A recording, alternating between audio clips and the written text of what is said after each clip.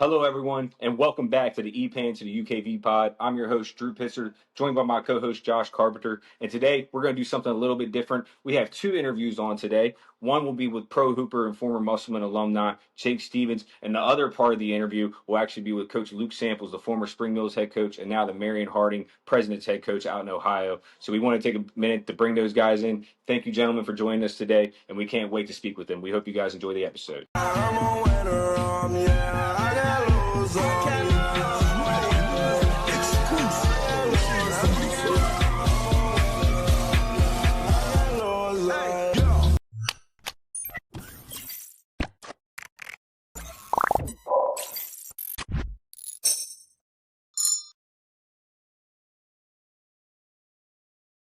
Jake Stevens, the Musselman graduate and the current professional basketball player, too, also had stops at Chattanooga and VMI. Jake, how you doing today, my friend? Good, boys. Appreciate you for having me in. Yes, sir. Oh, for sure, brother. It was, like a fellow Musselman graduate. I had to bring one of us on, man, because we just had South Charleston's head coach, Josh Daniel, on, and they don't understand anything about the EPAC side of things. I mean, go ahead and just give them a little preview of how you used to play back in the day, man. I mean, it's tough to compare to South Charleston because I think we played them one time and they beat us. So it's the Eastern Panhandle, I feel like it used to be something that was really slept on, but now, I mean, so many good teams, so many, really good players up this area. It's hard to ignore it at this point. So, just, happy to be from here and try to do all I can for Musselman while I still can. What was your all's biggest run when you were at Musselman? What's the farthest you guys made it? My last year, we made it to the Final Four, lost to GW, which was, I mean, anytime you lose is really tough, but we would have moved on to play Martinsburg in the championship, which would have been awesome. Like, that's what you dream of as a kid, play Martinsburg in the state championship game. So a little extra painful there, but got to the Final Four, won a game in Charleston, which was great. So what do you remember about that GW game that really changed the game, that made you guys not get the victory that time? It was a pretty ugly game, if I remember correctly. Like, just not a lot of points, just kind of grind it out. Yeah, I mean, it was just tough. I mean, nobody shot real well. So, I mean, it was a pretty close game the whole time. But I mean, I think they were just a little better than we were that day. So yeah. Nah, I get that, Jake. For the common viewer that doesn't know who you are, can you kind of give us a little background on who you are as a person, and what got you to this current point? Yeah, I grew up in the Eastern Panhandle, Bunker Hill, two older brothers that I owe a lot of my development to, not just basketball wise, but I mean, just who I am. I hang out with, with older guys all the time. So I feel like I'm even more mature. And they obviously, like, my family's in the school system. So, growing up, there wasn't a lot of room for mistakes or anything because everybody knew who you were. On top of that, I was always the tallest kid. So there was no hiding, sticking out like a sore thumb all the time. So fell in love with basketball at a young age. Decided when I got to high school that was pretty much the only thing I wanted to do. So dropped other sports, committed to just playing basketball all year. You were good at football too, by the way. I'm not gonna let that step on the road. I thought you were going to be the greatest tight end ever. Yeah, I mean, I loved football when I was real young, but I mean, we got a weight limit, so I couldn't run the ball. So I was on the Charger line. Nation missed out on so much. Once I got to high school, I was like 6'3", still growing. I'm like, I don't know if I can still be a center at this point. Just kind of made the switch to basketball, and then college, ended up going to Virginia Military Institute. Had 4 good years down there. My coaches, the coaching staff, I mean, really all of them were amazing to me. They ended up getting a job in the same conference, but at Chattanooga, Tennessee for my last year. So I go with them, and then last 2 years have been playing pro ball. So Chattanooga run. You shot over 50% from three. With your size, obviously you're 6'11" big. Really, I think you're closer to a footer than 6'11". So with you being able to stretch out the floor, obviously I feel like you have an NBA potential to you. What do you think holds you back from being able to reach that goal as of right now? I mean, there's a lot of things that go into making the NBA. And I just feel like at certain points, like, I've just had some unfortunate things happen, like right at, my close to the end of VMI. I'm playing some of my best ball. Like you said, shooting the ball better than ever. I end up, rolling my ankle real bad, have to get surgery. This is some time there. So that just kind of stops your momentum a little bit. And then Chattanooga, similar thing, ended up breaking my hand, able to come back for the tournament, but same thing, just kind of stops your momentum. I mean, if you're talking like skill wise, everybody says it's movement, it's guarding, rim protection, all stuff I've worked on since I was 8 years old. But at some point you are who you are. But I mean, it's not going to stop me from trying to make it. Just finished up summer league with the Hawks. And I mean, going into that summer league, ended up, playing ball, hit my hand on the rim, ended up being 14 stitches in my hand, my shooting hand. So like I'm not at 100%. So I mean, it's just been some unfortunate things, but I mean, on the court, I know the limitations that people set for me are, the athleticism and stuff like that. And I mean, I can only work on that as much as I possibly can. So I definitely want to get into the summer league. Who are some notable players that maybe the casual NBA fan or basketball fan, like who are some notable guys you interacted with, whether playing with, against, coaches? Like who are just some notable guys that you were like, oh, these guys are yeah. respectable, man? I mean, when I was with my first year when I was with the Kings, I get out there and it's like your first experience with the NBA stuff, and I'm in training camp and doing all this stuff with Keegan Murray, Domantas Sabonis, De'Aaron Fox, like all these dudes, and I'm just like, this is just like, I love That's such a watching cool these guys moment, play man. ball. Like it's Mike Brown's coaching. That's crazy, bro. I don't It's a care about great that. So moment. yeah, I mean those are just like the top guys. Like I mean, there's guys like Malik Monk that's walking around. I'm like, dude, I loved him at Kentucky. Like Mm-hmm. he's the GOAT. Like I Mm-hmm. loved Kentucky because of some of their teams. So I mean, there's obviously players like that. I mean, I got to play with Keegan a lot, so like give him some assists, which was pretty cool. I think he had 40 points one game.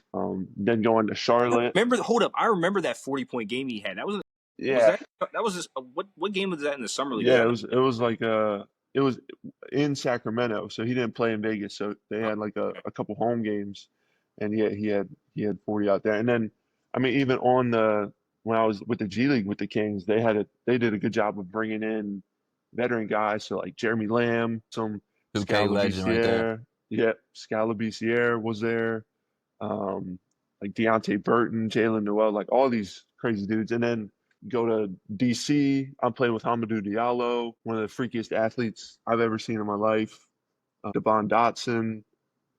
Who are some guys So you played yeah, I mean it's against? been cool. Brandon Miller got to play with Brandon Miller was cool. Playing against, I mean, just some random ones like I got to play against Dwayne Dedman. It's just like these dudes that are still fighting and still doing well. Some overseas guys that are legends, but You're in the Spain league. Right? That's where you're at over there, Spanish league. so I was in the Spanish league to start, and then went to Serbia for like a little less than half of the year. Finished up in Serbia, got to, I mean, play some really high level teams there, and then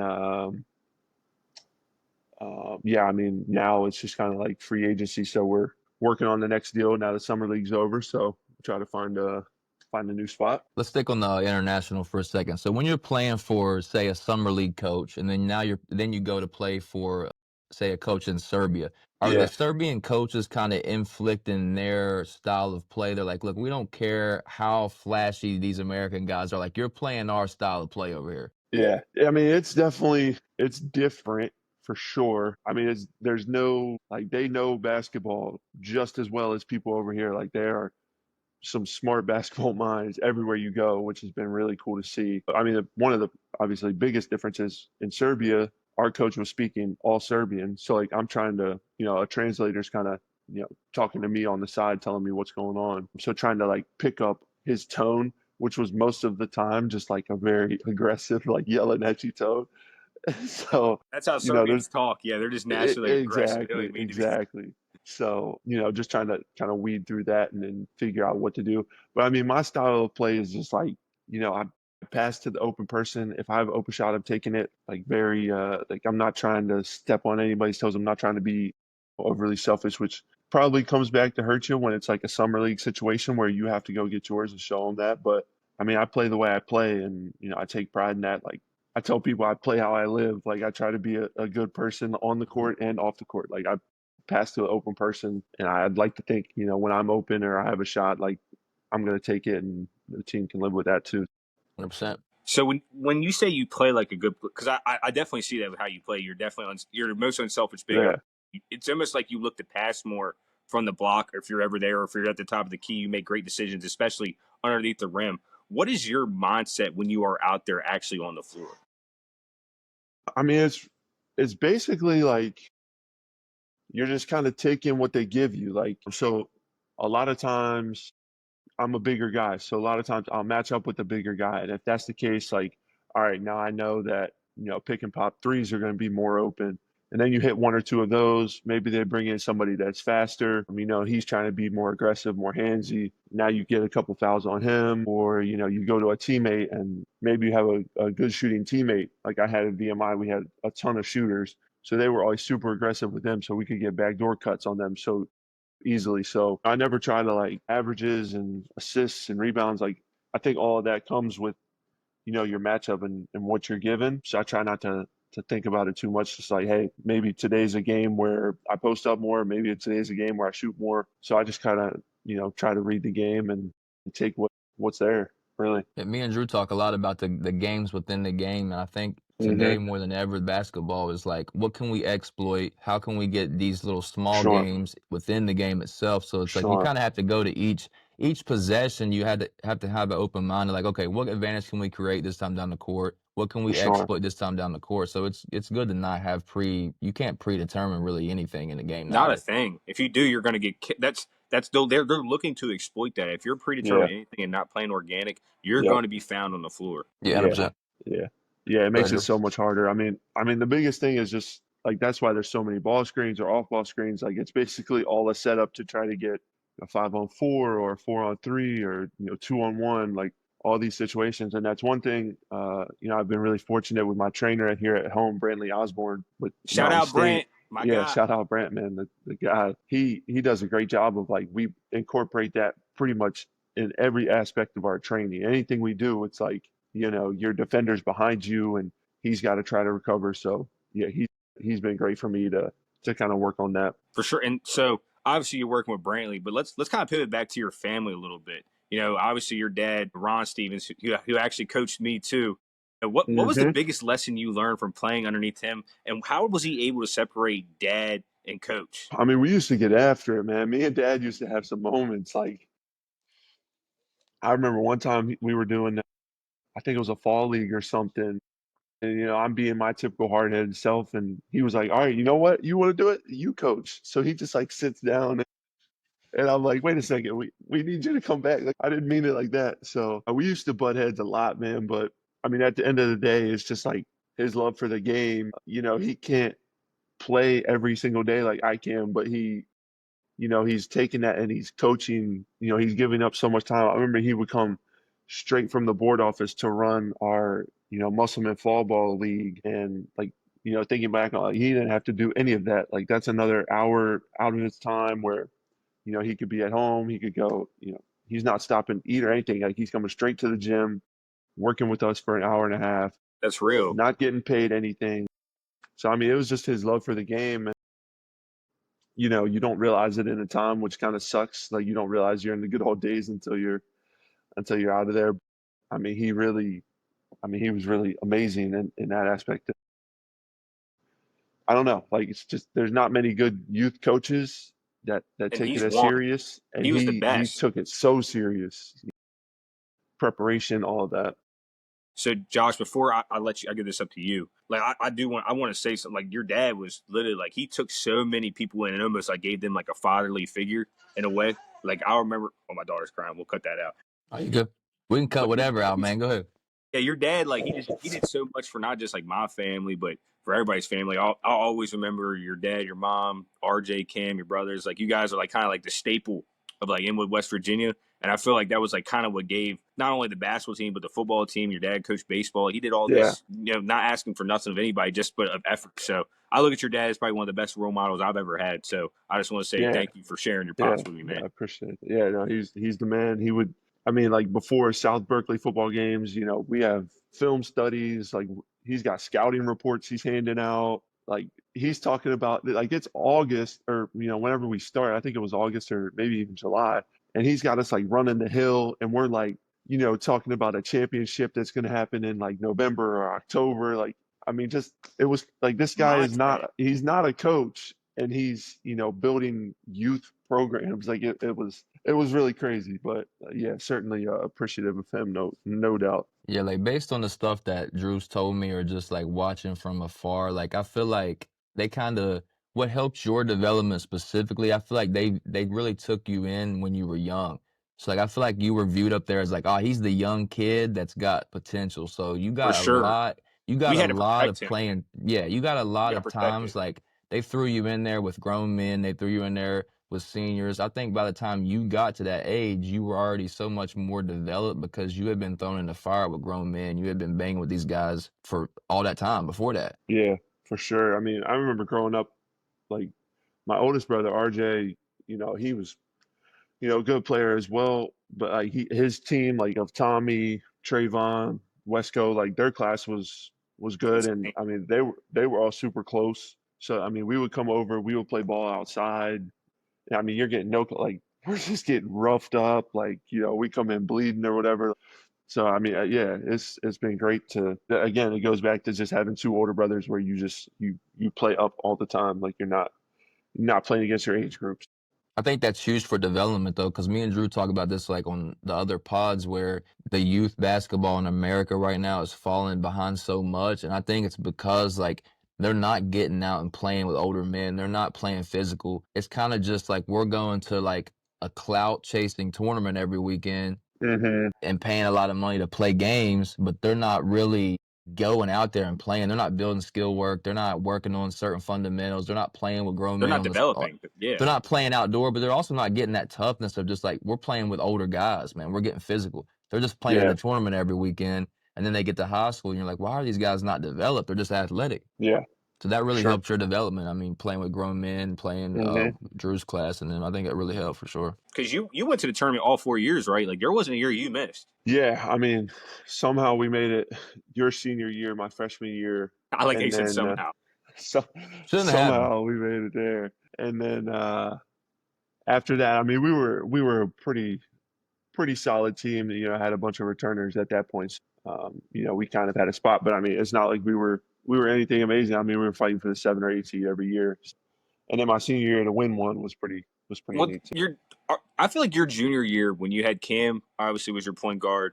Hmm. You had Latrell. You guys are obviously seasoned, maybe even Yeah, 2016. But I feel like those 2 years, I feel like you guys definitely could have been a top 5 team in the state. Obviously, matchups just make a huge thing up in the tournament. yeah, yeah. I mean, we played Huntington 2 years in a row there, and I mean, it was just a really tough matchup for us. I mean, they were so good. Like John Dawson and Mike Dawson were both dogs. I mean, we're sitting here talking about how crazy it is. I went to the tournament 4 times, and John Dawson won the tournament 4 times. There's levels to this, but yeah. I mean, I don't know. We had a tough matchup down there, and then it's tough. Man. It's tough to win. Yeah. Last thing I wanted to touch on. So like my journey at Riverside, I was 6'5", not 6'11", obviously, but it's the same dynamic. Like I was a big for the most of my Yep. career there. Yeah. Yep. So at our places we would play Capitals, South Charleston's, Huntington's. I mean that would be every night we're playing those teams. Like our best record I think was like 15-9, but we could never beat the Capitals, South Charleston, Huntington's, Beckley's because our guard depth just wasn't up to par with their athleticism. So I wanted to ask you, like, how did you win these games where you're going into the game, the other team's going to press you the whole time? My guards at the time could not handle it. So it's like we would lose all of our games because we couldn't even get to the second level of the floor because our guards are just getting destroyed the whole game. Like, how would you Yeah. approach the games where you're the big, but the team's strength is like we're pressing you with athletic guards and they're way better than your guards? Like, how can you even get the ball to the second part of the floor? I mean, Drew, if you remember our first in At Charleston, our first Parkersburg time, South, we couldn't get the ball. We couldn't get the ball across. somehow we made it like a 3-point game in the third quarter. I don't know how, but It it was didn't crazy. matter. It didn't matter if I was bringing the ball up, if Cam was bringing, if Drew, like it. We were just getting bullied. We were just not That's ready every for that. loss Dude, of my their senior ball year was pressure was because of that. insane. That's why Yeah. we lost. Like I would lose games before I would even touch the ball. We would be down 10 in the first quarter. And I'm Well, they Yeah. like, jump on you. yeah, and our guard just don't have it. Our guard play is just not at that level. And it's like we can't even get me the ball. I obviously can't be point guard. I'm gonna have to pass the ball anyways. Right.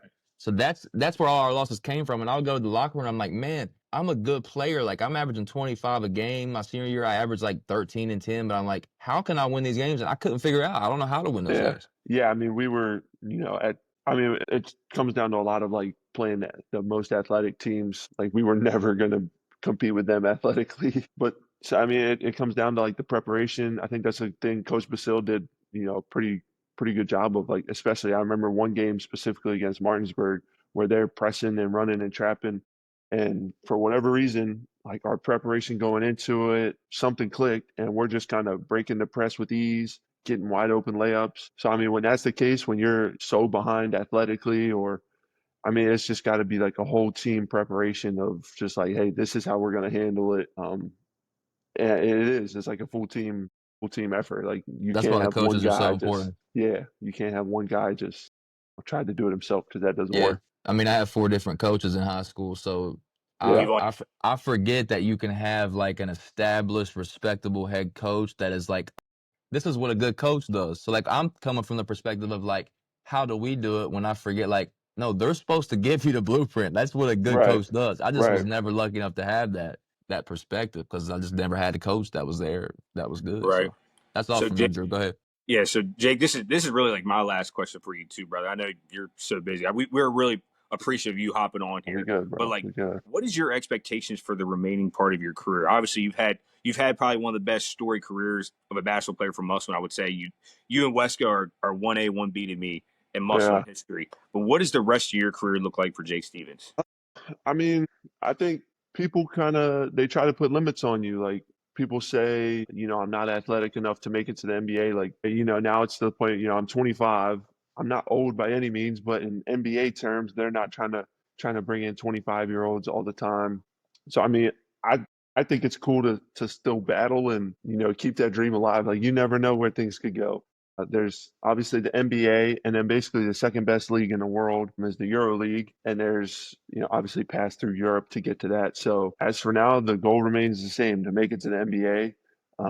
And I think you can kind of do that through a way of the Euro League, through these top European leagues, obviously make a good living and just, build something, like show people that, that people can try to put these limits and stuff on you, but at the end of the day, like you can work towards something. You can be better than what people are trying to make you out to be. So as far as the next thing, just keep working my way through European basketball. Keep the NBA door open because I was on the bench for a preseason NBA game, so I have a jersey from that. That's But dope. I don't care what anybody says. That's super I dope. mean, to step on the court for an actual NBA game is the ultimate goal. But I'm super thankful of the career I've built in Europe already in 1 year, and I love all my people over there too. So hopefully, just make it to the highest possible level that my talents and my ability can take me. That's kind of the biggest thing. Let me touch on that real quick before we get out of here. Like, I think you definitely can make a roster because I've seen like the style of the NBA changes sometimes. It stays the same, but it changes. Like even last year, you got guys like Drew Timmy who got called up to the Brooklyn Nets, and he went nuts. I mean, he had a great game for Brooklyn. And then you got him, Filipowski. Like you got these guys in the summer league that are really performing. That like even Oscar Shibwe, he got some ticks. There's a lot of guys that are getting play now. Thomas Bryant's getting play. There's a lot of guys that have been involved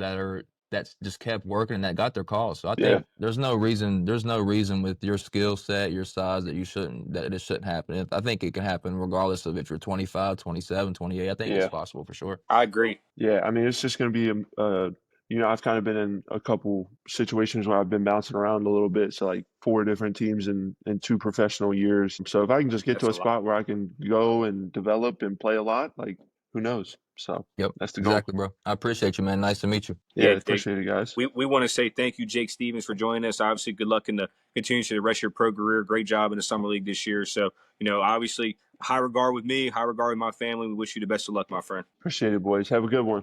Thank you again, Jake, for joining us. The former Musselman alumni, also played at Chattanooga and VMI, currently overseas hooper, but still dreams to make it into the NBA. Jake, thank you again for your time, and we really appreciate you joining the EPAN to the UKV pod.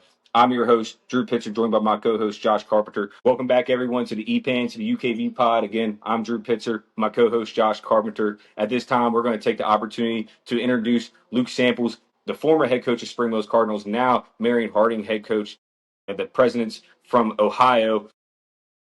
for someone that can't afford that in West Virginia, which is a low poverty state, like these kids cannot and parents cannot afford all the extra training. It's unfair. Like in our city, the YMCA is free. You can go and play whenever, like the local, and it's like that's because we recognize that. Like imagine like kids could go and be trained for free, and it's just like we can't put a burden on parents that like okay, only the kids that have money can be good at basketball in West Virginia because their high school coach, who gets paid. Like again, like we don't get paid a lot, but we get paid, to coach. So it's like, let the high school coaches, and what's the safest place in the community? Usually the school. So it's like high school coaches should be allowed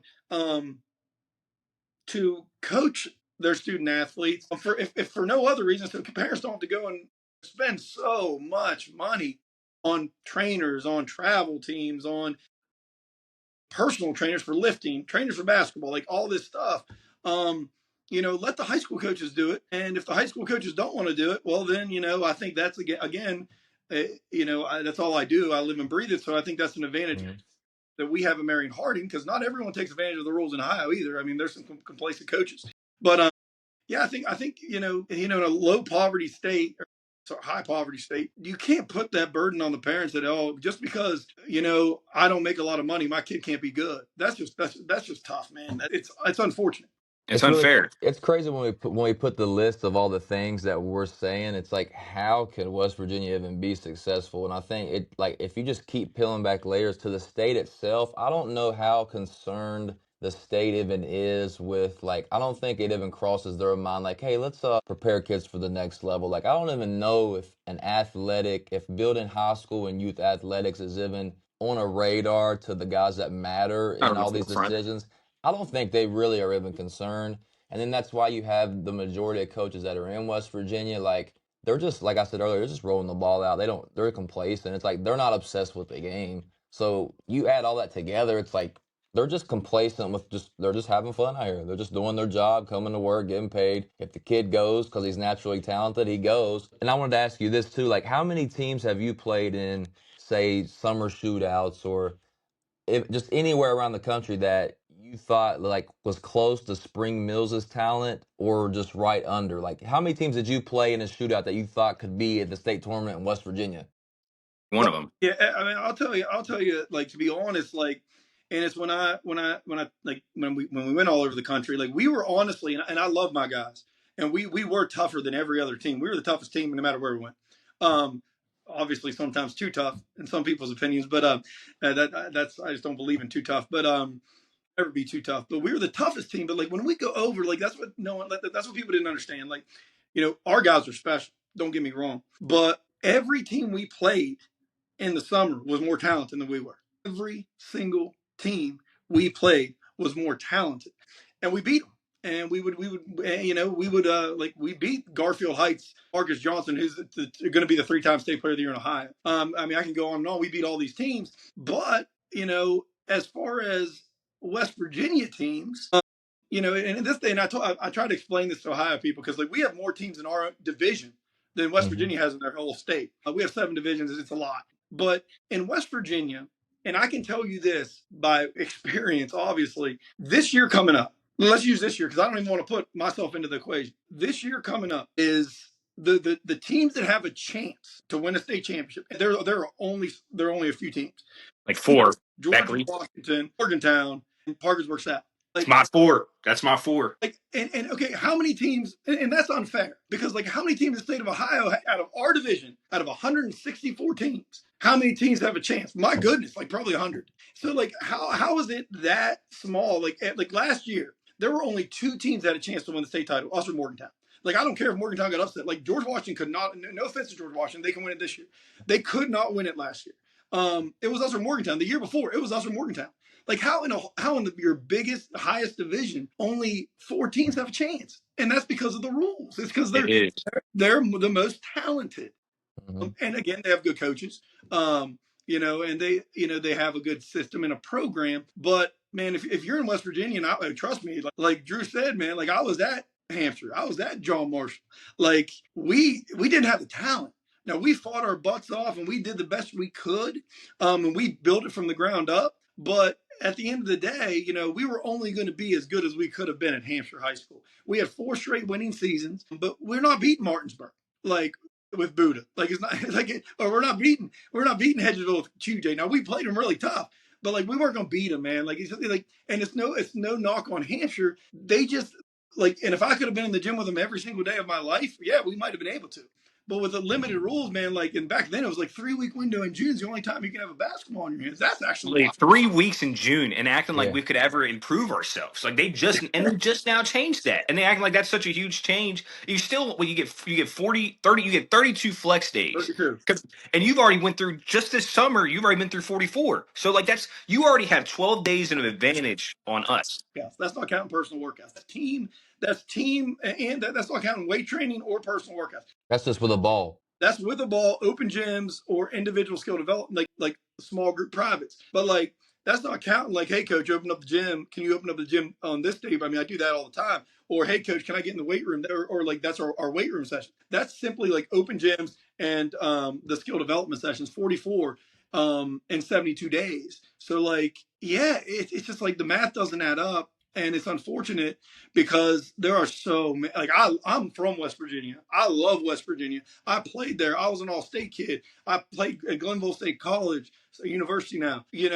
So I coached there for 17 years, and I wouldn't change it for the world. And what we try to do at Spring Mills, myself and Dylan Thomas, most notably, love him to death. It's we just tried to kind of show what can be done, within the rules. And if we can just our kids are good enough. And I think with this Spring Mills team, we proved it. We proved that we were good enough to play with anyone in the country. I mean, like Reedsville, North Carolina, Deontay Neal, the Sharp kid, Kendra Harrison, Yeah, y'all was playing well. yeah, I mean, we beat them. I mean, North Mecklenburg, where Isaiah Evans is Duke, we lost them in double overtime. It's we would play all these Division I kids, and we would beat them or compete with them, and we were just trying to show everyone, and even our state, that these kids deserve more from us.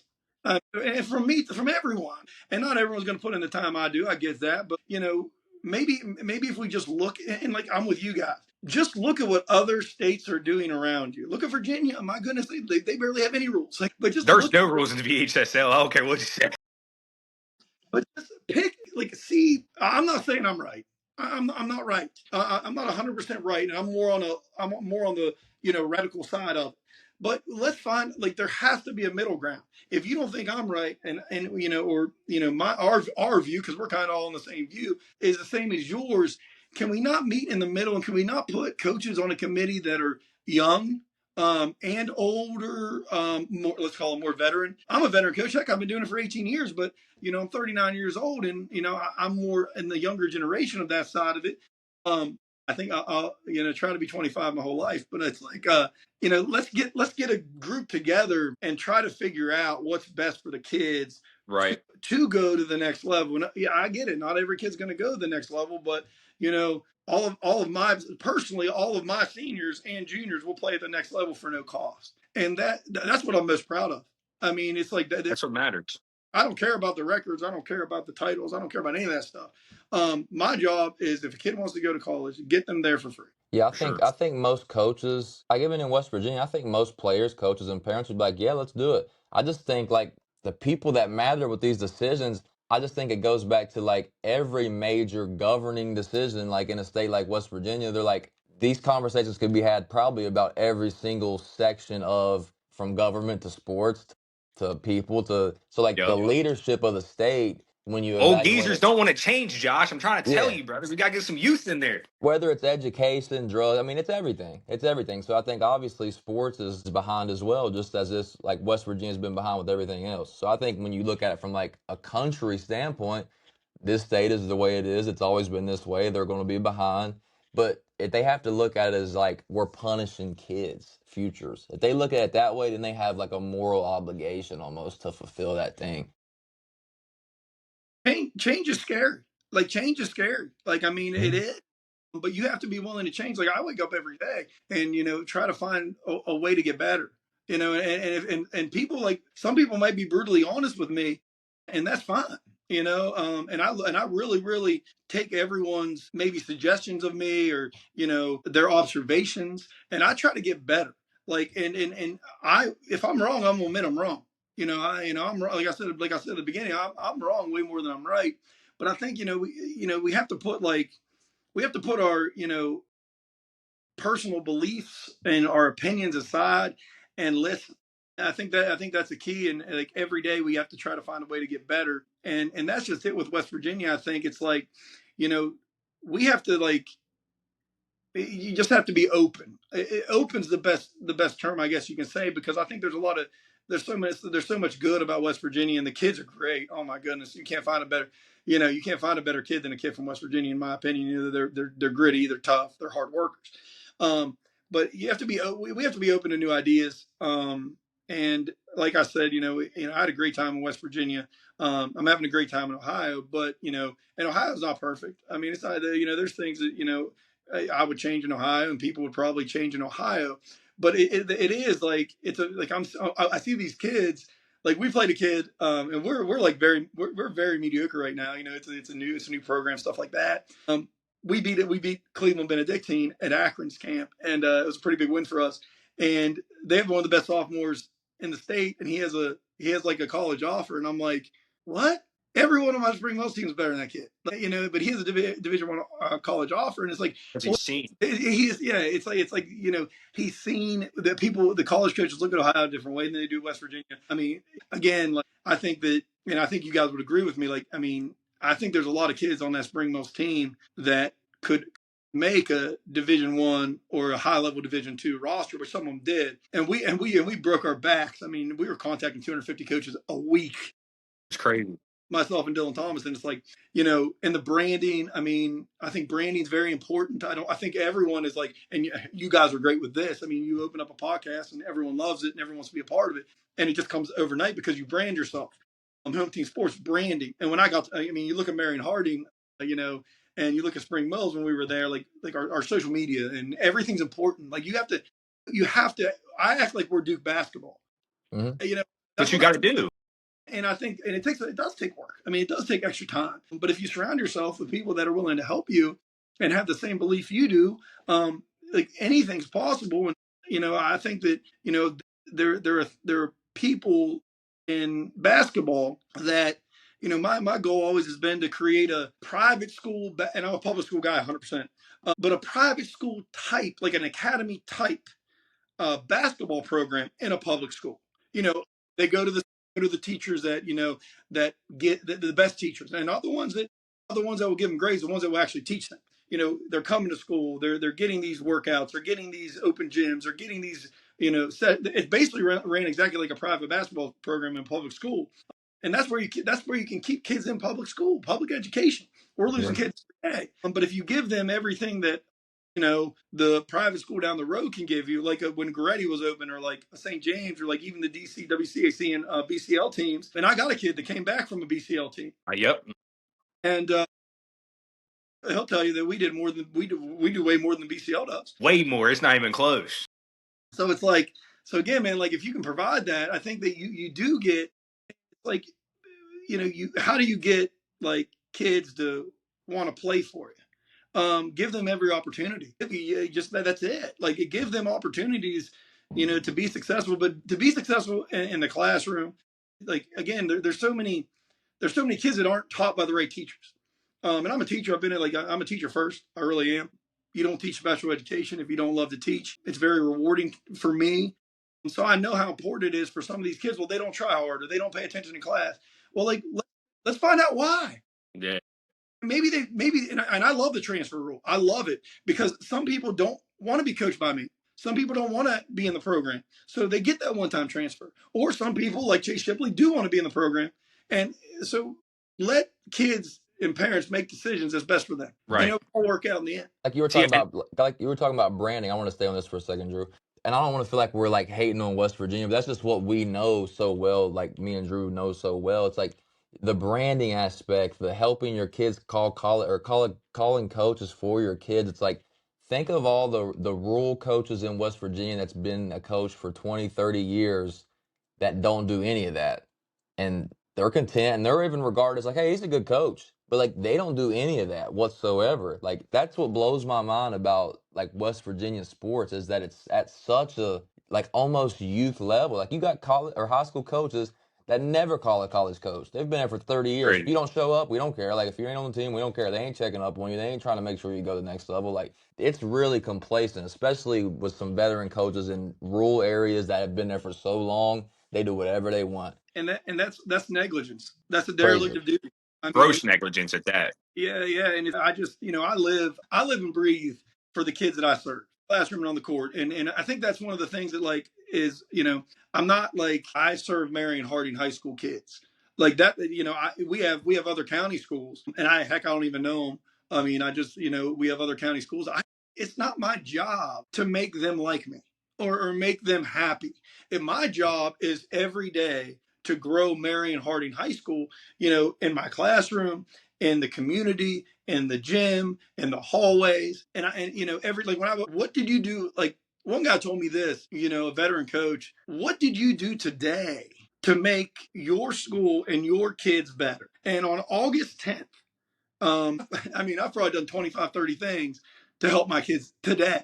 And this is like dead period, no contact period with basketballs. Well, you can still send them a text message. You can still check in how they're doing. You can still get on podcasts with you guys and try to promote, your programs. You can still, get other guys, send them like videos or like whatever, but there's just not a lot of coaches that, like you said, and I think it's a lot of states.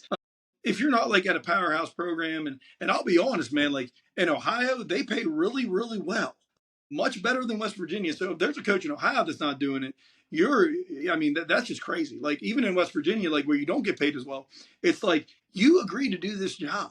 This job is year round, and if you're not doing it, then you like again, if you're a single A school or a double A school, and you make it to the state tournament, like big deal, It's fun. It's fun for kids. It's fun for coaches. It's fun for communities. But you have to be putting these kids on AAU teams where they don't have to pay money, or they pay very little. You have to be, like again, I talked to a college coach yesterday about a kid I have, and unfortunately, right now, I just don't think the kid can play there because of the military school. Not a very, and I had the conversation with the kid. It's like man, you have to prove to me that you can go to a military school. Good player, going to be a junior, but it's like all of that it comes into play. It's like you have to work as a high school coach to build your network, so you do have the respect of college coaches. And when myself or another coach that the college coaches know bust their butt, make a phone call, then they believe in it. And I think that's one of the things like makes like why the decisions that the seniors of Spring Mills last year made for the colleges, and then the juniors, some of them have made decisions. It's all because of the relationships, man. Like it doesn't matter like why is this kid going here, why is this kid going there. It's because the relationships they have with the college coaches, and the relationship the college coaches have with the high school coaches. Right. It doesn't matter if it's football, basketball, whatever it is, wrestling. I mean, Spring Mills wrestling is great, but like it's all about the relationships and the time you're willing to put in. And if there's coaches out there that aren't putting the time in, we know that we know there's a bunch of them.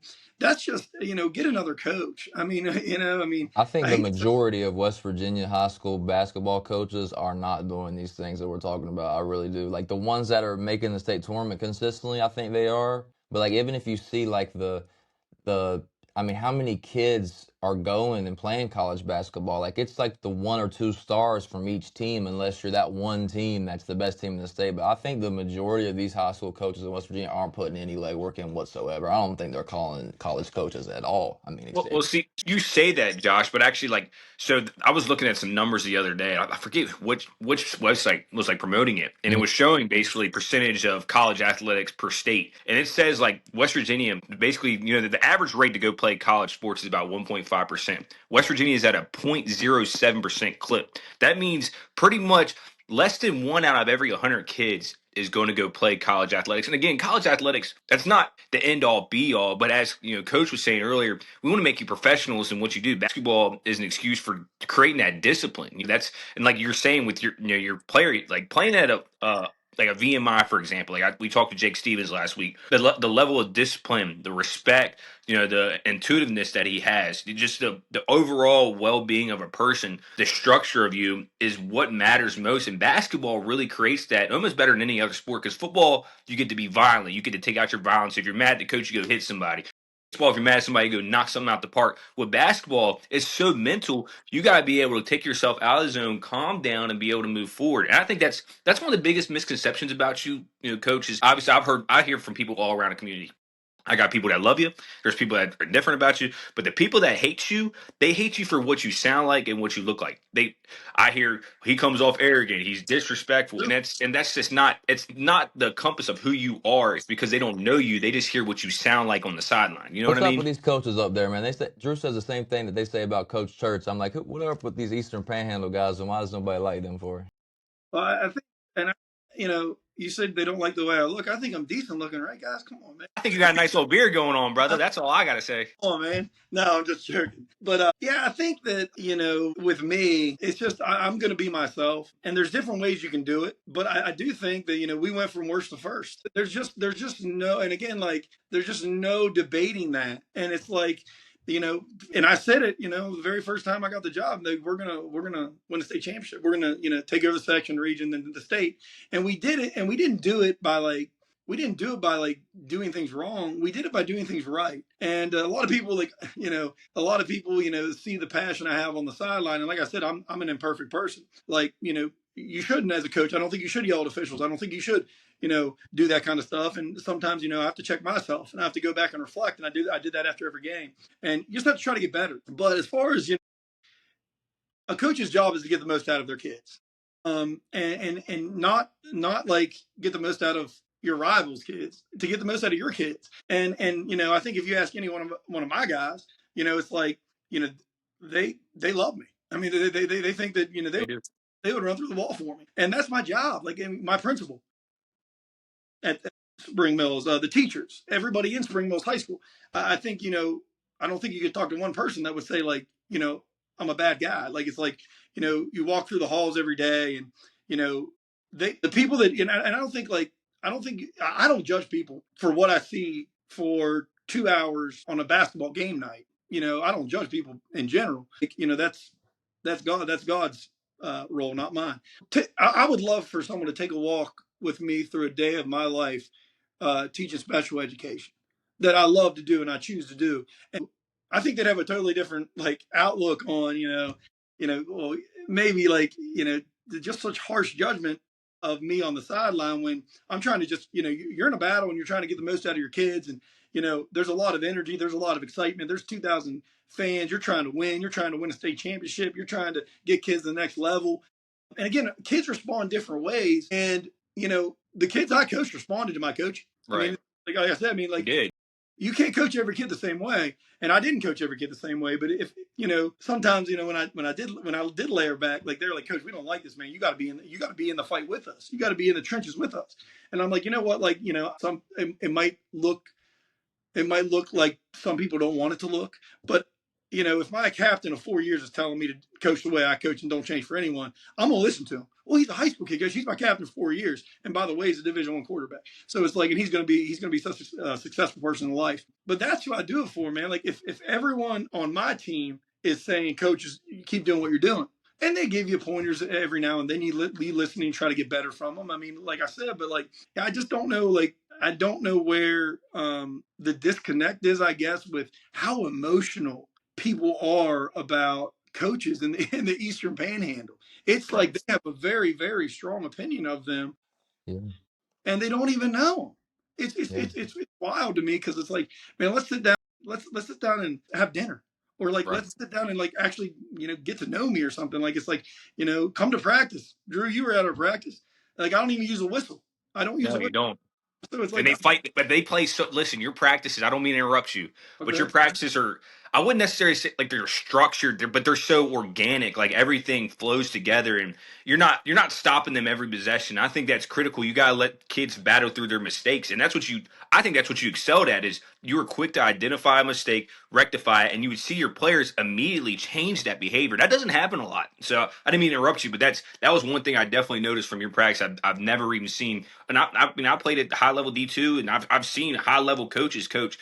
It's just such a different way that you coach that I think a majority of players respond to. Not every player is going to respond to it. Obviously, you're not going to be able to coach everybody, but I think that is something about you is you will demand respect and basically the work ethic. Like the identity of your team is really you. Like that's what I've noticed. Like your guys all walked and talked and act like you, and that's why you guys were successful. At They least in take my the opinion. personality of the coach. Yeah, I mean, great teams do that. That's why it's so important you have a leader like that. I appreciate it, man. I was thinking about it the other day, and just about this podcast, and tried to like prepare a little bit for it, not know anything about it, but who would I pick to be? And I have a great staff here. Don't get me wrong, and I had a great staff at Spring Mills, but who would I pick to be my assistant coach? My assistant coach is a Marion Hard, Matt, just Anderson, Caleb Thomas, Kwesi Apoko Champong, Chase Shipley, Hope Okwe, Tyler Jones. Who am I missing? Lokai U. Smith.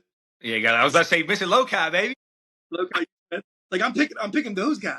Like I'm picking my guys on the JV team. I'm picking the guys on my bench because, like you said, and I call it instinct development. And I'm gonna give a plug. Like that. I think he's really, really freaking good. Brantley Osborne. That's my guy. Shout out Brand again. Second shout out in 2 weeks. I think that, but again, some people don't want to learn. Some people don't want to learn from others. It's crazy. I want to learn every day.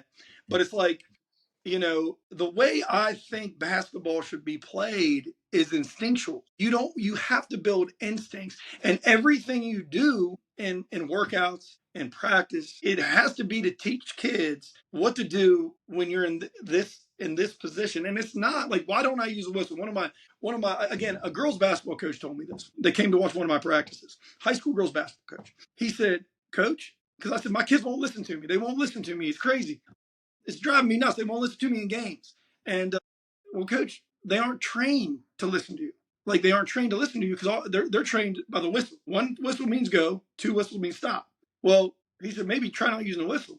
And ever since then, we were 49-3. So it's like, I think that it changed everything because it's not that they weren't listening. They didn't know they weren't trained to listen to my voice. So it's like, but I do feel strongly that the way basketball should be played, there's a different approach to the way basketball should be played, and it's based off instinct. And I'll give a shout out to my mom and dad and my brother. We used to play imaginary games. When kids do workouts, we played imaginary games. So what imaginary games are, and this was my instinct development, and this kind of like all this, like I said, I think about it all the time. I would get the Sports Illustrated. I'm old, so like I would get the Sports Illustrated, and it'd have every NBA team and every college team, whatever the previews. And I would play as, the Chicago Bulls against the New York Knicks. And I would study every player's game, or Michigan State Spartans against Duke Blue Devils. And I would study everybody's game. And so like I would be out there by myself, one on no one, but I'd be playing imaginary games as all these different players to develop my skill. That's so dope. So like now, like it's a little fancier now, but it's like that was my instinct development. I was developing my instincts by playing games by myself every day of my life. Like I do feel that like that's why, you saw it in our practice.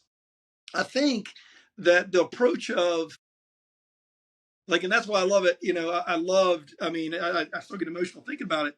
The end of our season last year, when the players can become the coach, when the student can become the teacher, my job's done. That's what it's about, dude. That's what it's about. The highest level is the highest level of learning. Yeah. And that's what I think that and it's hard to get to that, man. It really is. But, and at Marion Harding, I'll be honest, we have good days, we have bad days, we have mountains, we have valleys. But it's the hardest approach to teach because they are becoming their own coach. They're becoming their own self on the floor. And if they just stick with it, man, and believe in the work, in the process, like they're going to be the next group that can really, really make a difference in their community, like the Spring Mills kids did in their community. Yeah, Drew knows I could talk about X's and O's for an hour separately, Pod, but like just to touch on that real quick, like everything that I see, like I probably have 1,500 photos on my phone, and every page I follow is basketball actions, defensively, offensively, coaching philosophies. But the conceptual actions, the learning and making decisions is where basketball's transformed to. And any older style coach that doesn't at least start adjusting their game plan towards that, not only are they not going to win as much, they're hindering their Falling players' behind. development.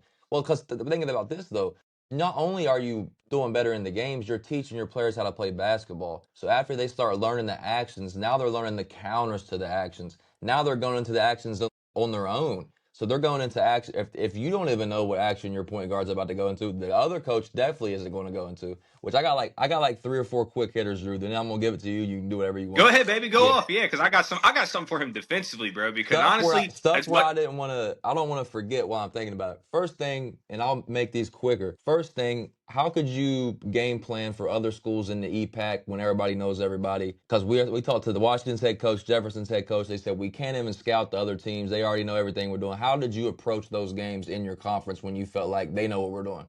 They didn't know what we were doing. Like, no offense, they didn't. That's the And only one that said that. Everybody else said they know everything we're doing. We're best friends. yeah, well, That's what they said. they didn't know what we were doing, and what they were doing was the same. Again, they're great coaches, way more wins than I have. Like, I'm not saying this, but to be fair to the question, we did know exactly. Like, I could go back to my Hampshire days, and it's the same stuff. Like, everyone in the EPAC is doing the same stuff, and they come from the same tree. So, like, it's like we knew without a shadow of a doubt exactly what they were doing. We like don't like, and they didn't know. They had no idea what we were doing, because when I tell you, we would change. We never had the same. We have never had the same baseline out of bounds. We You never have have the to. same. You have to change. We don't. We do patterns, and we do actions and stuff like that. But I mean, we change all the time, and that was the benefit of having a very, very high IQ team. But yeah, man, I just think that the EPAC, obviously it fluctuates with talent. We were talented, but the talent was there for a reason. I mean, it was built with hardworking kids that refused to lose and had a huge chip on their shoulder. Yeah. But yeah, man, like when you know exactly what the other team's going to do, and it's weird, like the approach I take is we're going to be us, but we're going to be us. Like if you switch screens, for example, if you switch everything, which was hard for us against Morgantown, and then they started switching stuff they were doing. So like if you switch screens, there's things we're going to do if you switch screens. If you get through screens, you're not going to beat us. Like you were never going to beat us at Spring Mills if you're going to get through screens. You can't do it. Now then you get kind of tricky, and then you switch certain things. So I think we made teams change what they tried to do against us, because they really had no idea what to do. Like, if you're a coach that never switches screens, well, then you started trying to switch. And then, but like, how are you going to, triple switch, or how are you going to take the small guy out when you do switch, or we're going to switch. We do, so I don't think, I think that if you, in the EPAC, this is, what I did, and it's not right. It doesn't have to be right, but, we were undefeated for 2 years in the EPAC. And I think, we would have been undefeated next year as well. And, it just builds and builds and builds. But, getting and starting to, you see it in Spring Mills, they're starting to get the best player from the EPAC coming to Spring Mills, which is good. I love to see that. Because in Santa Maria, yep, he transferred over. they want coach, they want to, play basketball a different way. But I think that, like, if I would literally think, find the team you have and find something that your kids do well that no one's ever done in the EPAC or even in the state to boot. Because like, if you can do that and just find a way to, like we did it with Zoom and Pistol and, a lot of conceptual stuff. I do Dribble think handoff series a lot. Y'all really gotten a lot of good actions off the dribble handoff and into the high screen and roll too. I don't even think. I think there's a majority of coaches in West Virginia that doesn't even know what a zoom action or a pistol action even is. I'm not gonna lie to you. I think 50%. really I'd say at least 50% don't have don't know any what that idea. is. Yeah, I'm serious. And again, like I saw it in the state championship game. It was so awesome when, we worked on that dang triple switch about 100 times, switching Quasi out the backside. My God, I don't know how many times we did in the state championship game, a million. And, so I asked one of the assistant coaches, like, did you guys practice that? He said, never. They just knew how to do it. It's like, that's once you learn it. That's why you have to prepare. Like I saw Bill Belichick said, like, there's never a situation where his team was on the field and thought, like, what do we do here? You got to practice situationals. If they're prepared, how can they get better at anything if they haven't even been in the situation? So, like, that's what practice and development's for. You put them in every single situation, and then when they get in the game, they're not like shell shocked by it. Another one I had, Drew. I wanted to ask, when you were at those other schools that you knew, like, this team has more talent than us. So, say you're going against the Spring Mills. They're huge. They're loaded. You're not a talented team. You're not an athletic New team. Hampshire versus Spring Mills Yeah. last year. Yeah. Yeah. How can you realistically plan for that game? Like, how can you win a game like that? Is it possible to win a game like that? Like, how do you, a team that's going to press you and you don't have the depth at point guard or shooting guard, and they're going to trap you, you're going to turn it over. Like, how do you win a game like that? Well, the one thing is, and the one game that's very, very, very difficult to win, and you can manipulate the whole game of basketball except for one thing, I think, is if they're going to press you and they're going to trap you and they're going to run around, it's very, very hard to win that game. I don't think there's any like real. I mean, now I will, I'll give it away. Like all press break is 2-1-2. Get to 2-1-2 as fast as you can. That's it. Offense. Get a 2-1-2 offense. Like if you do that, you can break a press. But and it's like one thing in Marion Harding, like this summer, like we had about a 500 record, but we should have won every game. I mean, we played St. Ignatius, best team in the state.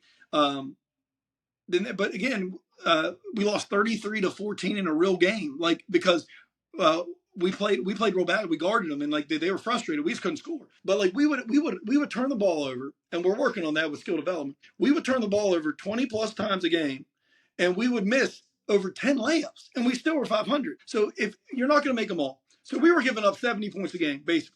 If you cut that in half, that's 35. We're losing by 4 or 5 points. So we should be, based off of analytics, if we can clean up the turnovers half, and which is still too many turnovers, and only miss half as many layups, like we're not going to lose. And just by showing your guys that.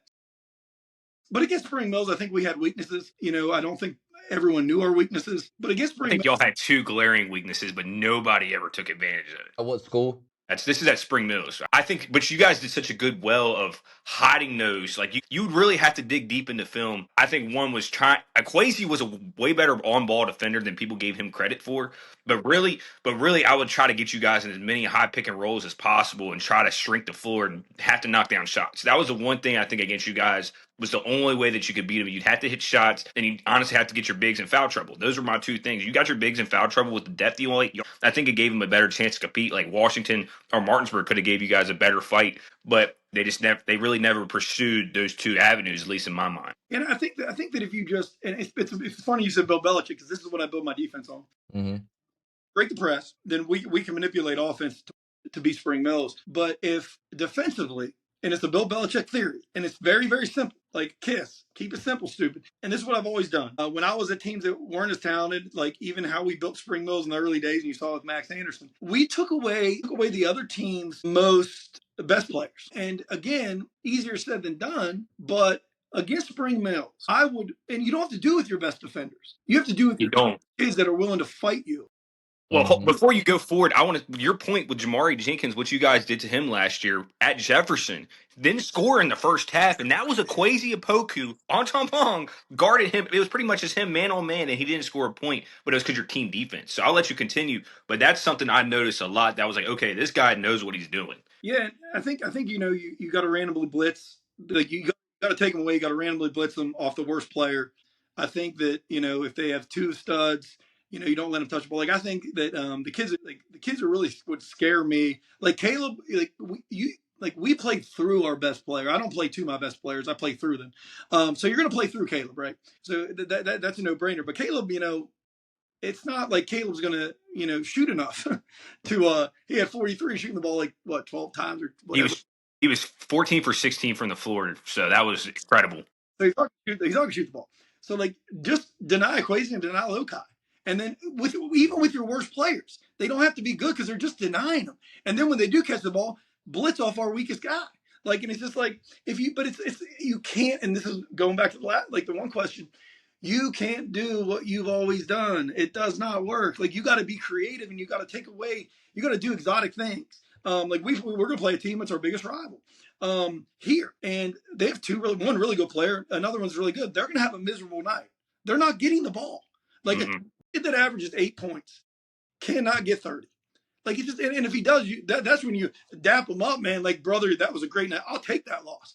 But the best two players, there's no chance they're going to get their average. We are not going to allow it. So, statistically, if we can take away the other two teams' best scores and whoever, whatever the coach's opinion is, we have a chance to win. If, like you said, if you can just break a press. Yeah. If a team. That's my favorite subject. Like, I think that's my most important subject when we're talking about West Virginia basketball, because I think the dynamic from the best to the worst is so spread out.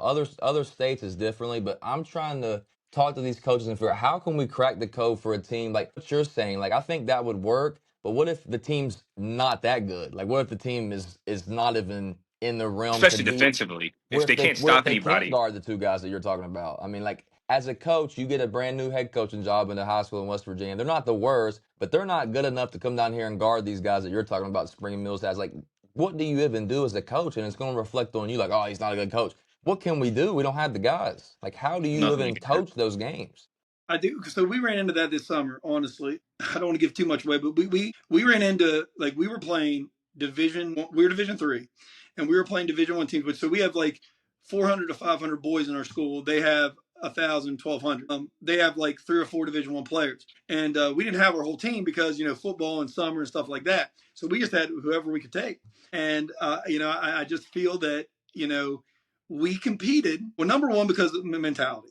You'd be surprised what you can do with a little bit of belief. And the other thing is, like, Merrimack, and you got to know how to coach it, and you got to study it. I mean, I think I studied it for 18 hours one weekend. Is that the crazy zone? Is that the crazy zone they're doing? Everything's all interconnected. Joey Gallows, Merrimack 2-3 zone. And when I tell you, it's not that hard to teach if you know how to teach it. And we literally, no one could score on us. Like, it didn't matter like how, like, because it has different rules for different places and for different things you do. There's just so many rules. But I taught it to our guys in 2 days, and it changed our entire summer. No one could score on us. And again, the biggest thing is, and I think it took me 16 years to really, really understand this. Last 2 years we did it. If you win the rebounding battle in high school and in basketball, you're going to win the game. Like, you always try to get extra possessions and stuff like that. But my joke on offense, like, we send 4 to the glass, and if all 5 go, well, we're going to get the ball. Yep. And even if you don't have a great team, like, you can still rebound. And every time the shot goes up on defense, you're going to fetch and find. But like, in a Merrimack 2-3, you're only allowing no catch and shoot threes. You're trying to force contested mid-range floaters, weird shots that people don't. The lowest percentage shots. It's an analytical defense for sure. Like, you're taking away the lowest best percentage shots statistically for sure. Yeah, and I think that, like, but again, it just takes a lot of effort to do that, and a lot of effort to try to figure it out. Like, I mean, I don't know how many defenses I looked at because I was, I put us in a position to fail this summer. I played a spring mill schedule, like, for camps. Just getting you better though, man. This time it matters, but it does not matter wins or losses. Like, this is like straight development right now for y'all. So you think, and I think I agree with this thought, but I want to see if you do. So you think probably, like, because there's the single A level in West Virginia, the type of, like, if you would see those games, you'd be like, this looks like middle school. Like, if it's not the state tournament, if you would just go to out in the middle of nowhere, single A or double A basketball in West Virginia would blow your mind. I mean, it would. You'll watch some Paul basketball, baby. It would blow your mind. So do you think, like, if the right-minded coach, like how we're talking about right now, if they took those principles into any of these areas, there's no reason they shouldn't drastically improve? They might not be able to win a state championship, but they would have to drastically improve in their regions and communities for sure. Well, I mean, I do think the proof's in the pudding, and I don't think people understand this. There's classification for a reason, and the single A and double A schools don't have to be Spring Mills. They just have to be. And I know there's Catholic schools, but there's Catholic schools in Ohio, and whatever, we can argue that till the day is old. But Wheeling Central, for example, most of their kids are from Wheeling. Like, they aren't going to like major cities and housing kids. Like, they're kids that grew up in the Catholic Church, parochial school kids. And they go to Wheeling Central because they're Wheeling kids. They go to Catholic schools. Like, I mean, they go to Catholic church. Like, they went to parochial schools their whole lives. So I think they get a bad rap for that stuff. But yeah, like, it's like Spring Mills. We were worst. We were the absolute worst team in AAA, and we became the absolute best. And we only had 1 kid transfer in, and we had 2 kids transfer out. Like, Keyshawn Cheek was one of them. That's when you basically Chase Shipley for Keyshawn Cheek, and both those guys are absolutely phenomenal. Keyshawn Cheek's a good player, man. Yeah, they're really good players, and DJ Boardley was the other one. Boardley completely forgot that he was at Spring Mills too. Probably one of the best shooters in the state. The EPAC had some of the best guards I've seen. Like, I think just the EPAC section had like 3 of the best point guards in the whole state. I'm like, these guys are great point guards. I never played with one Cy point guard. King, Quasi, I and didn't play with a Jamari point Jenkins. guard as third of a good as any of those guys my whole high school career. So my senior year, the games that we lost, we were down 15 before I touched the ball because we turned the ball over 10 times before it got to half court. And that's like how I was asking, like, how can you beat those teams? Because I never could figure it out. I was the 3 and 4. I'm 6'5", but we can't even get our guards to get the ball past half court against a Capital or a South Charleston. GW was different because they wouldn't press, so it'd be close. But those teams, like, I would go in like, there's nothing I can do. Well, I think, and I do think, the one thing, and I think for a new coach, if I could pick one position to hack, because I think it's the only position you can't manipulate, I'm taking a point guard. Point guard. And in Marion Harding, I guess it was a little bit of luck, but I knew they had a good point guard coming in, a freshman. I didn't know he was going to be like what he needs to develop, and he needs to do a lot of things, but he's got some stuff to his game, brother. He is going to be special. So that's like, I'm not, and we do have a senior who's 6'4", who's also a point guard, shooting guard, slasher, but like, so I think that like, if you can just, drill, and pound, and again, like you have a lot of time to practice, you have to learn how to break the press. And I think if you just go to get into 2-on-2, and if you break a press a couple times, most teams are going to get out unless you're West Lib. They're never. That's where I committed to originally. That's where I originally signed to my junior year. And then my coach that I had at the time, which, I told you I had a different coach every year. They're like, you'll go D1, you'll go D1. I'm like, okay. So I decommitted. Ended up having to go to Salem International. Completely different. That's where I met Drew. Completely different world. I got there, I said, I do not love basketball no more after that season. Yeah. After that season, my whole life was basketball from 7 to 18. And after that season, I was halfway through the season. I said, Drew, I'm not playing basketball in this way no more. Like, it was the most poorly ran. It's a job. People don't realize that college basketball is such a job, dude. But college basketball at West Liberty compared to Salem International, it was not. Yeah. It was not it. I was like, this made me not like basketball. So I didn't even watch a game for like 3 years when I left that place. It was terrible, man. And that's what, like, those programs are division.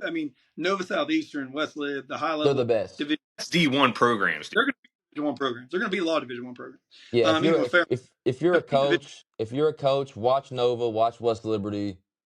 You have like they're the two. Like Ben Hallett's at IU Indiana. It's going to be so fun to see how that system, because he's playing that way. He doesn't care. He said he's playing that way. He's not changing it for nobody. He's scoring a lot.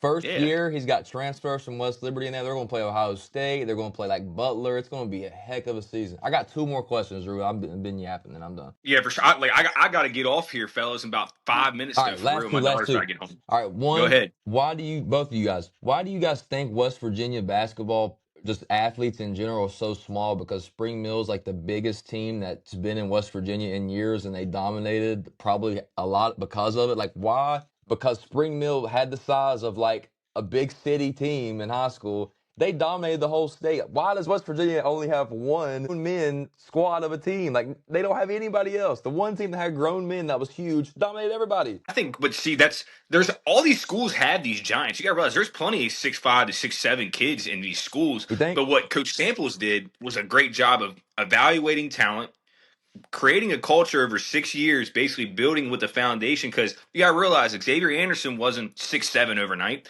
Caleb Thomas wasn't 6'6", 6'7" overnight. These guys were once upon a time 5'10", 5'11", and it just takes a little bit of luck. But also it takes molding and preparation. I think that's the best thing that Coach Samples has going for them, is his preparation, his time he put into the game, and the time he put into your kids. Now, people might not like how he goes about it. Might not like. But I want to be coach. Was crazy of that squad. That squad is what I'm talking about specifically. Like, you don't see that. You don't see that in this state that much. Like, that was a special group. I think you have to. It's like Drew said. I think you have to be able to identify. Like I said, Zay got cut his 6th grade year. CT was always behind someone. Locott didn't play till he was a freshman. Quasi was always too small. I think that. Max was just Max. Max is just Max, man. That's the building blocks. And I don't think, again, I think that you have to be able to identify kids' potential. And I think that, just throwing kids in the fire, like throwing equations in as a sophomore when he wasn't ready, and then he became ready. Almost won a state championship as a sophomore. About fire, baby. Yes, sir. Lokai, I did a little bit different with him. I waited to really his junior year to throw him into the fire. Mm-hmm. Zay, someone got kicked off the team, so he stepped in as a freshman. CT as a freshman, and I just think you have to, be willing to trust and maybe make some people mad because you're playing all freshmen and sophomores. And Because I but remember, you have like, to my be. Riverside schools had guys like 6'7", 300 pounds, but they were in the band. They didn't play football. So it's like, I think there's potential there, but you have to spot them out You and got to find. find them. Yeah, because You we got you. had guys that just was like, well, I'm not playing football. They're huge. Yeah. They're all over the place. And the coach was like, I don't care. Don't play football. That's just how it was at the time. Last one for me. I've always wanted to ask a coach this. I see it in the background. Jordan jerseys. How do you decide? Do I want Russell? Do I want Nike? Who do you go through? Who makes that decision? Because the Jordan jerseys are the superior jerseys of high school They're so sports. clean. You Those got are. to I have like the Jordan. gray You got joints back to. there. How So do it's you get the funny. Jordan jerseys? We won't be. It's funny you said that. So, in the Eastern Pan, when you come to a pro, and this all matters, when you come to a program, and Jordan's the greatest of all Yeah. time. I know him in Ohio. 100%. No, I agree. Drew doesn't agree, but I agree. LeBron We're not James. Yeah, talking about you that. here. You'd love it, bro. They Yeah. all love LeBron. I Yeah. love them. Not me. But like my thing is this: when you come to a program, you have to change it. And it comes down to the jersey. So when I went to Spring Mills, they were Nike. Everyone was Nike. So we went to Under Armour. Here, they're Jordan. We're not Jordan anymore. We just ordered a whole new uniforms, whole new practice uniforms, a whole new warm-ups, everything. And it's all Under Armour. Well, why I pick Under Armour is because I'm biased because what happened to Spring Mills. I do think, like Drew said, like last question, it's a little bit of luck. It's a little bit of, you got to kind of do things the same way. But I do feel like how do I pick? I pick no one in the Panhandle. Now everyone does. Like, I'm not saying because of us. I'm just saying that Under Armour is more popular now. When I took over Spring Mills, no one was Under Armour. No way. Now, well, we were, and then we became Under Armour, and I just feel that, like, I do feel Under Armour has a toughness about it. It was like, and here, I think you choose it. I chose it because heck, we changed Under Armour in Spring Mills, and we won a state championship. So they gave you I keep that some freedom. things the same. They're like, Coach, you can order new jerseys, whatever one you want. Like, you could pick Jordan, Under Armour, Nike. Like, I'm from Riverside, where I don't think we even got to order new jerseys. Like, I think we had new jerseys. Y'all weren't starter, huh? That's what I'm Yeah, saying. Like, starters. you get to actually choose. Wearing You can, like K-Swiss or something. like, you guys got to choose the jerseys every year. Like, that's crazy. So yeah, so here, I'm very fortunate. It should be at every high school, but I'm telling you, I've been to a lot, and it's not like it doesn't work like this. Mm-mm. There's supposed to be a rotation, and it's our rotation to get all new stuff this year, which is cool. And we can add on to that. But yeah, man, like I just sent it to our athletic director. He's so great. Been here for 13 years, been in the county forever, and we worked on it together. But you yeah, can it wasn't choose the like brand. You can say I want Jordan, and it's not like crazy more expensive than Under Armour. I wanted Under Armour, and I told him why, and he said, "Sounds great to me, Coach. Let's make them, and we'll go from there." That's all I got, man. I So thought them this Jordans will was be fire. my last question for you, Luke. Like I said, I'm I thought obviously. you gotta go, man. I thought you gotta go.